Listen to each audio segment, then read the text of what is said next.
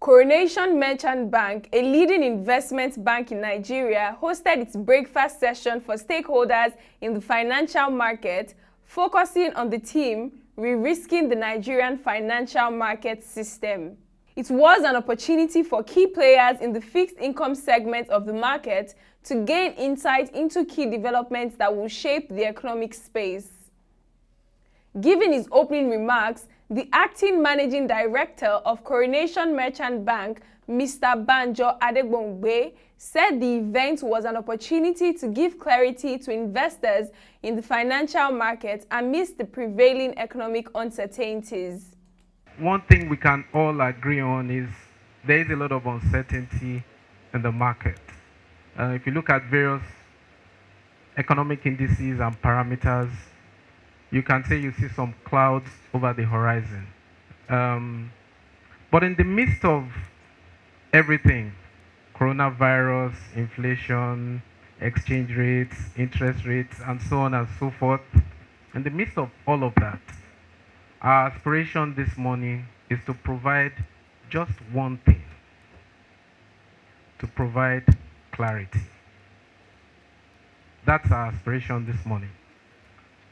Clarity that will help you navigate the environment, clarity that will help you identify the opportunities, clarity that will help you define the investment horizon in the country. And we hope that with that, we would have enabled you to achieve your objectives, whether your objectives are about the funds, the assets you are managing, or protecting your own personal wealth. So without much ado, I'd like to welcome you once again and to guarantee you that we will certainly make your day. The head trading and fixed income in Coronation Merchant Bank, Iyobosa Sore, gave an overview of the fixed income market. The first graph focuses on the fixed income. When I say fixed income, I'm speaking to both treasury bills and the bond market. So we have a representation of 3 months to 30 years, 3 months being the 90-day treasury bills.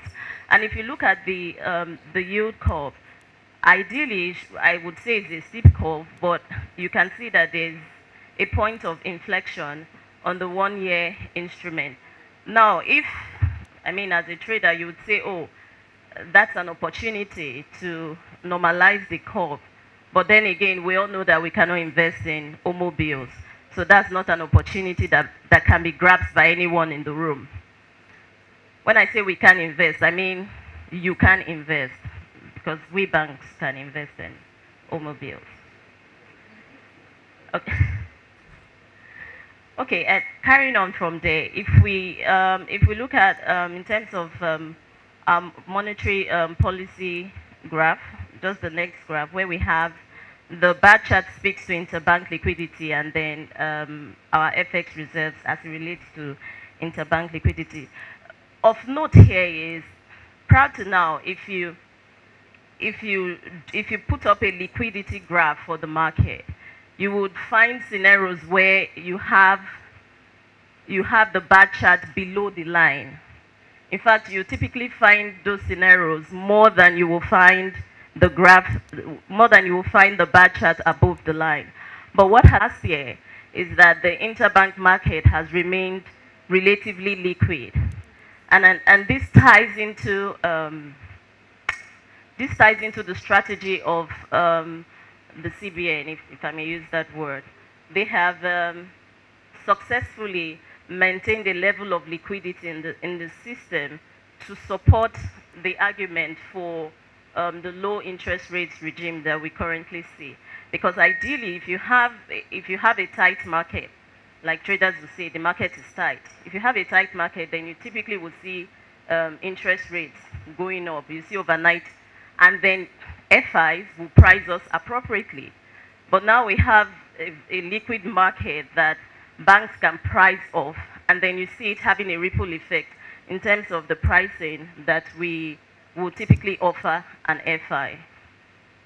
I can't talk about trading or the fixed income space without mentioning regulation and the impact of current regulation on the market.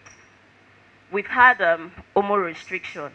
Now, a lot of people would say, well, banks were not restricted from buying OMO. Yes, banks were not restricted from buying OMO, but however, there are other factors in play, and I'm sure that most banks, when you want to put in a bid at the OMO session today, it has to be justifiable. I'll leave it at that. So for the LDRO ratio, it was reviewed to 60%, to a minimum of 60%. That was in, I think, in October or September, one of the two. And then it was again reviewed upwards to 65%, and the deadline for this was December. So a lot of banks met this requirement, but a lot of banks also did not meet the requirement. We are one of those that met it anyways. For the CRR hike, it affected all banks, or rather it was supposed to be implemented across all banks. So CRR was reviewed from 25.5% to 27.5% for all banks. And then the most recent development in the market was the introduction of the 5-year OTC FX futures. Now the question is, or rather I guess the question will be, what will be the impact of this in the market? There are positive impacts and then the negatives maybe, or maybe there's a balanced impact. Would we see FPIs flowing into the market or FDIs coming into the market as a result of this? Maybe not in the short term. However, this is not a short-term strategy, it's a long-term strategy.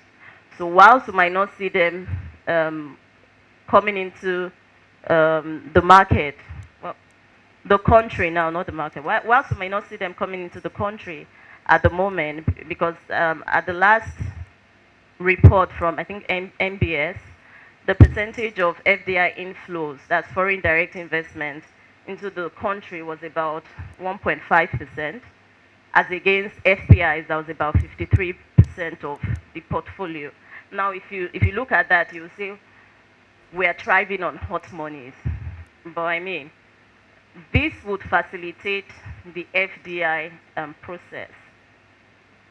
So I think it's an enabler for them when they decide to take their decision. They will not come into the country because of a 5-year OTC futures. They must have already made up their mind, I'm going to invest in Nigeria. This is just an add-on to say, for that exposure you're going to create, you're well protected within the space of 5 years. Mr. Guy Zatoriski, Head Research, Coronation Merchant Bank, and keynote speaker, engaged the market players on the developments in the economy as it affects the market.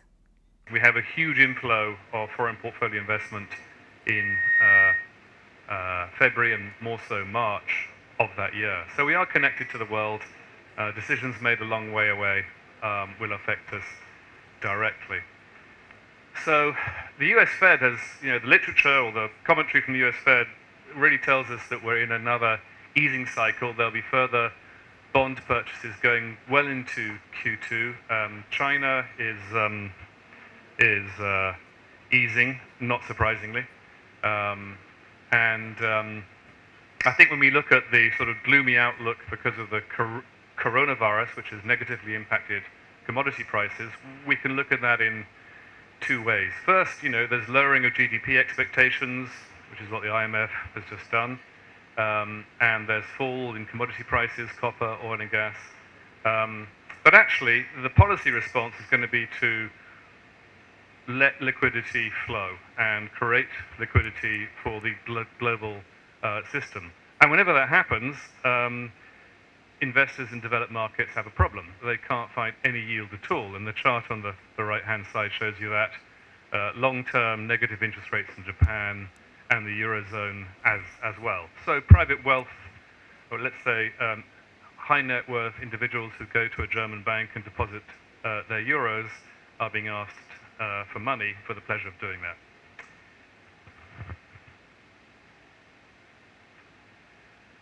In that environment, if you offer some yield, and West African countries and a lot of emerging markets do offer some yield, you're in a good position. You're in a good position to issue your bonds. And this chart is an index from Bloomberg of emerging market capital flows, which typically will be into fixed income. And you can see that this has risen very strongly since August. It's taken a bit of a dip, as you can see, around about the time of the sort of widespread declaration of the outbreak of coronavirus, but actually it's stabilizing a lot. And this year, Gabon has issued $1 billion in Eurobonds at quite a tight price, and Ghana has raised $3 billion. And so this is a great time for us to issue Eurobonds. And you remember 2 weeks ago, Nigeria announced that it was going to start to do just that. So the point of that was to say that global foreign flows into this country, FPI, foreign portfolio investment, they're quite likely to be strong, and certainly, that takes us on to the subject of foreign exchange. So on foreign exchange, this chart is Central Bank of Nigeria FX reserves in billions of dollars. And as a rule of thumb, and the central bank governor has said this on more than one occasion, you want to keep your reserves above $30 billion. $30 billion or less has been associated historically more or less with devaluations of the naira against the dollar. So you want your reserve to be nice and strong. In the back end of last year, the last 6 months of last year, the CBN was seeing that reserve level fall by an average of 1.1 billion per month. Clearly that cannot continue for a further 6 months into 2020. Otherwise, we'll be down to very close to 30 billion halfway through this year. The good news is it's really unlikely to happen. January's outflow was 0.6 billion, and we're seeing a slowdown in that slide, partly because of more money coming in to the CBN. Should I go back one? So if we look at where the CBN gets its dollars for, and don't forget it's a public sector banker, then it gets it from oil and gas earnings banked by the NNPC. So the NNPC delivers dollars, it issues naira in return. Bilateral loans and Eurobonds, and foreign portfolio investment, which in our case we're going to say is basically open market operation bills, OMO bills from the CBN. So if we go to the first of those, it's worth taking a step back and seeing how much of the CBN's flows come from oil. And the answer is not much. Back in the good old days, you'll remember, $100 per barrel of oil back in 20, and you got, between 35 and 40 billion from your oil and gas. Going forward, of course, that fell and hasn't really recovered as oil prices have trended downwards. Non-oil, which is basically other sources, including the issuance of debt and OMO bills, increasingly account for more. The data is a bit old, I'll tell you why, because that comes straight from the Central Bank of Nigeria annual report. But it's a very helpful reminder that we're not as dependent on oil and gas, and we can't rely on it as much as we once did. Government is not, in my view, and there are many different views on this, but my view, government is not the biggest determinant of interest rates, because government is quite small.